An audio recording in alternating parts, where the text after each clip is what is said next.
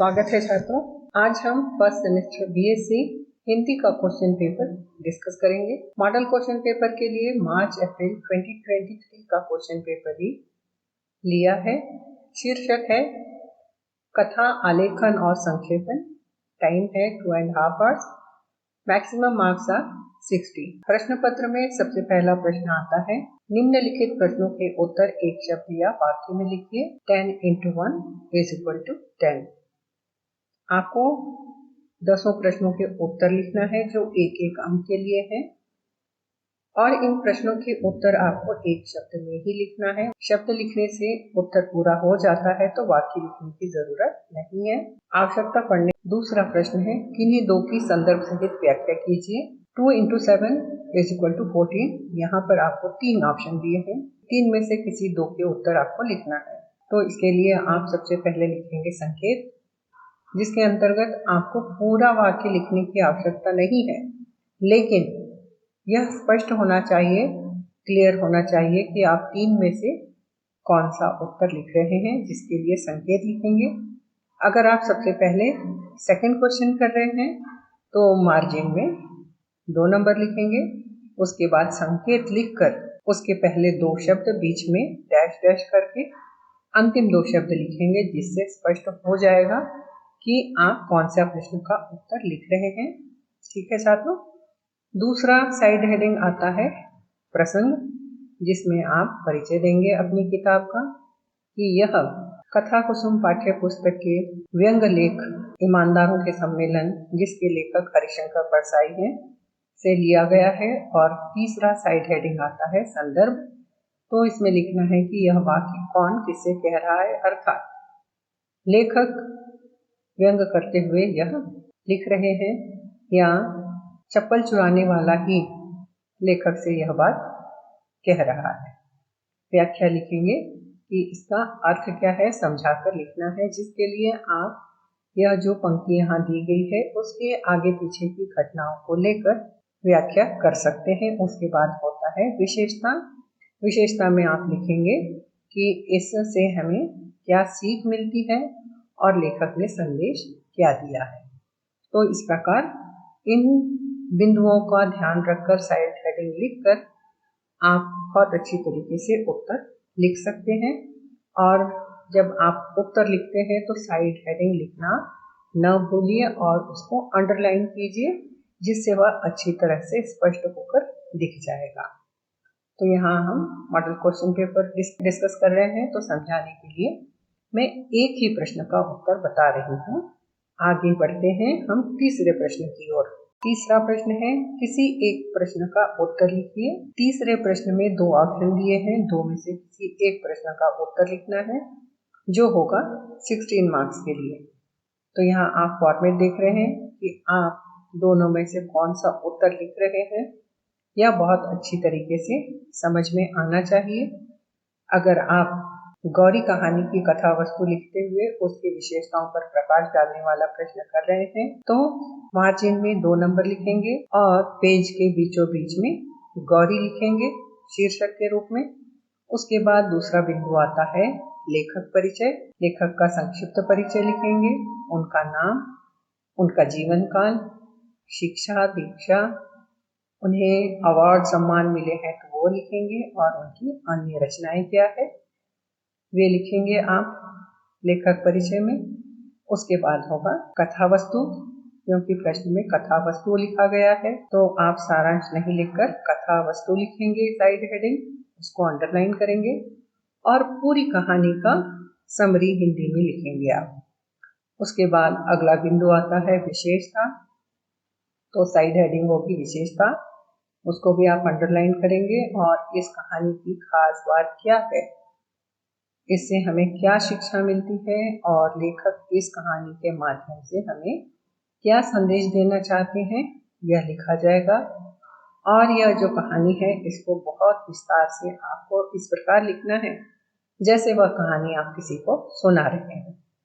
तो यह हो जाता है 16 मार्क्स का तीसरे प्रश्न का उत्तर। अब हम आगे बढ़ते हैं। अब हम चौथे प्रश्न की ओर बढ़ते हैं। चौथा प्रश्न है, किसी एक पर टिप्पणी लिखिए। 1 into 5 is equal to 5। मतलब चौथा प्रश्न है, 5 अंक के लिए, और इसमें 3 ऑप्शन दिए हैं, 3 में से आपको एक ऑप्शन पर उत्तर लिखना। अगर आप यहाँ 3 ऑप्शन है द्वारकानाथ, दूसरा है जयदेव, तीसरा है मंजवा।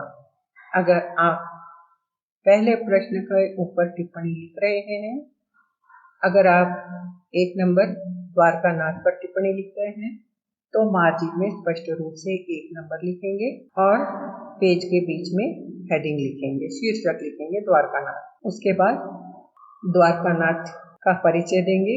वह इस प्रकार होगा कि कहानी संग्रह कथा कुसुम की कहानी पुनर्जन्म का यह एक विशेष पात्र है।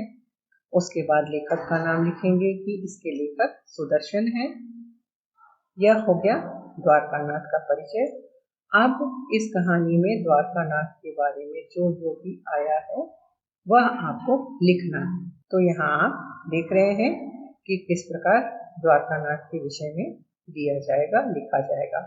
और इसके भी अलावा छात्रों, कई बार हमको ऐसे भी शीर्षक आ जाते हैं कि उसके ऊपर लिखने के लिए बहुत कुछ होता है, लेकिन हमें इस बात का ध्यान रखना होता है कि 5 अंक के प्रश्न के लिए हमें क्या लिखना है, कितना उत्तर लिखना है, और यही समझने की बात होती है। इसी के लिए हम पढ़ाई लिखाई करते हैं कि कैसे स्थिति परिस्थिति को समझकर हम अच्छे से अच्छा उत्तर लिखें और अच्छे से अच्छे अंक प्राप्त करें।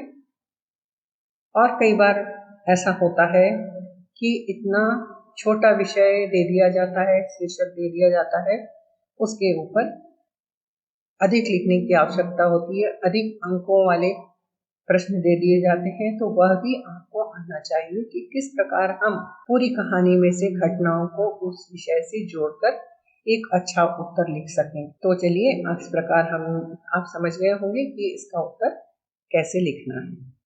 अब हम आगे बढ़े उसके पहले आपको बता दूं कि यहाँ पर 1 से लेकर 4 हमने प्रश्न डिस्कस कर लिए कि किस प्रकार से प्रश्न आएंगे, कितने अंक होंगे, उनके उत्तर किस प्रकार लिखना है।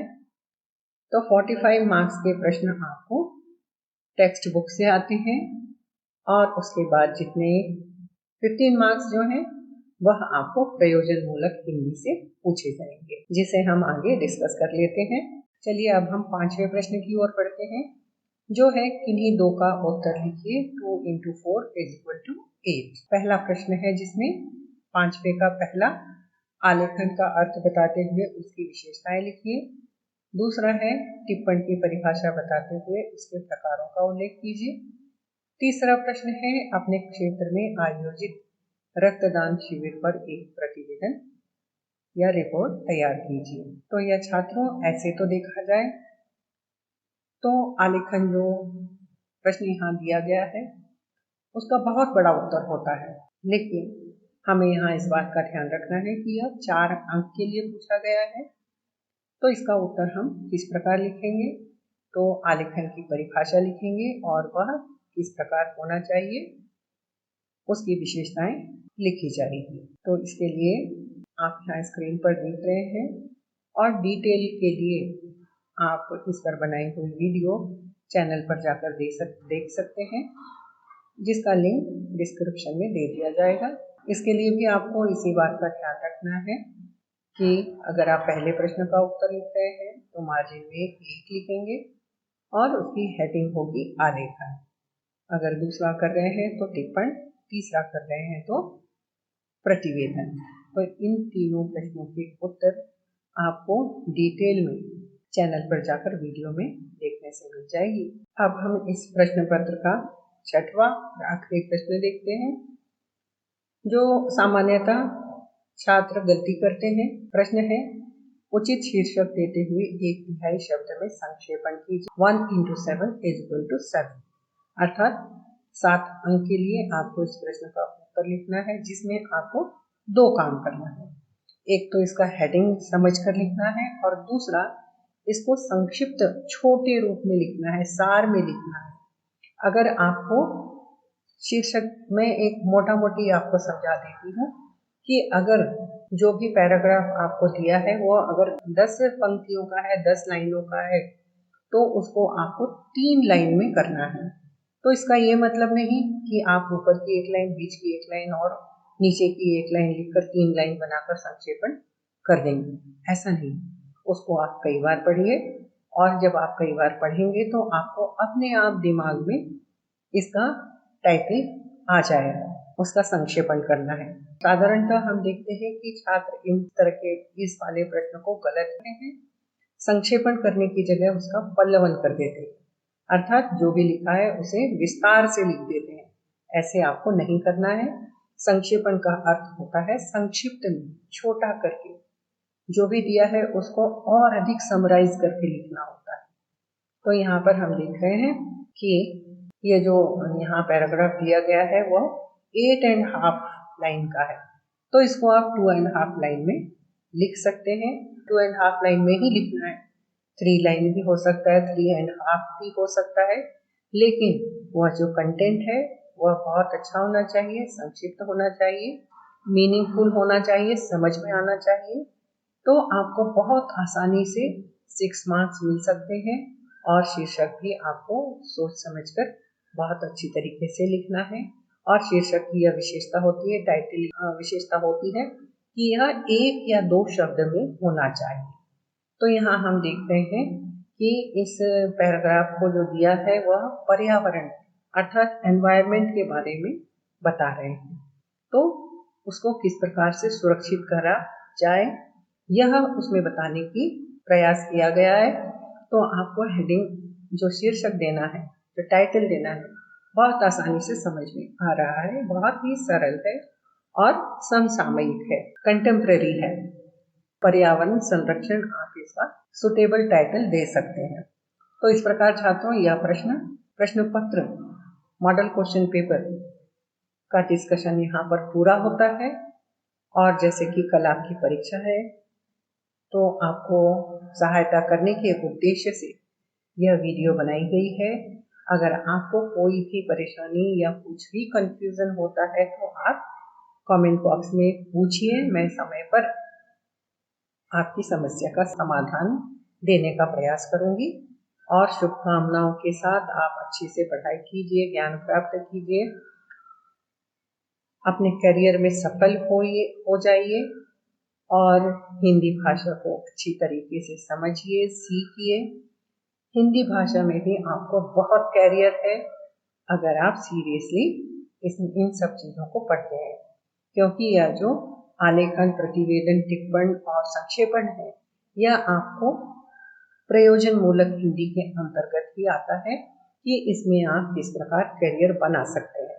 तो इसमें अगर आपको करियर बनाना है तो आपको बहुत अच्छी हिंदी आना चाहिए। कोई भी भाषा में आप करियर बना के माध्यम से आप करियर बनाना चाहते हैं तो उस पर आपकी पकड़ अच्छी होना चाहिए। और जहाँ तक सवाल है परीक्षा में पास होने का, तो छात्रों परीक्षा में फेल होना बहुत मुश्किल है। अगर आप थोड़ी भी मेहनत करें तो बहुत अच्छे अंक प्राप्त हो सकते हैं। शुभकामनाओं के साथ धन्यवाद।